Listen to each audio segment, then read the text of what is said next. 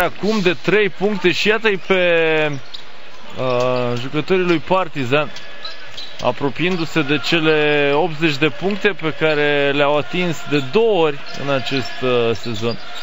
În atac n-au jucat rău sârbii astăzi, dar n-au putut face față în defensivă sub nicio formă.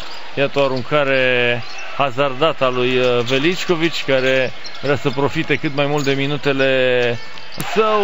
Mirotic nu înțelege de ce s-a fluierat fault. A fost, în opinia sa, un capac la Radulița.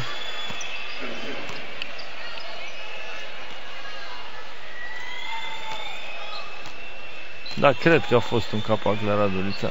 Da, chiar nu contează. Iată 80 de puncte pentru Partizan, 28%.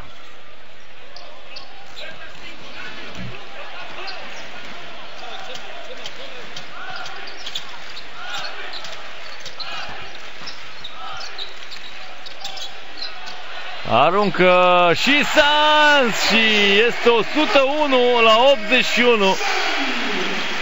Jorge Sanz are 18 ani.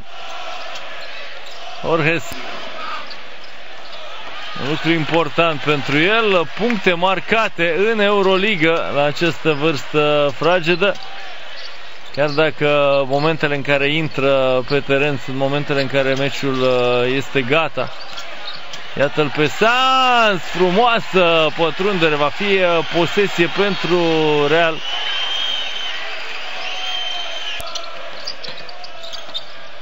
Veličković, da, este momentul jucătorilor care au evoluat puțin. Veličković și Sanz încearcă să mai înscrie o dată, ratează Veličković și aici se încheie partida dintre Real Madrid și vă invităm mâine la încă 3 meciuri din Euroligă, începând cu ora 18, din 2 în 2 ore, Unix Kazan Asseco Procom, apoi Fenerbahce Bizkaia Bilbao Basket, iar de la ora 22, ultimul meci al zilei, Olympiacos Pireu Benet Cantu.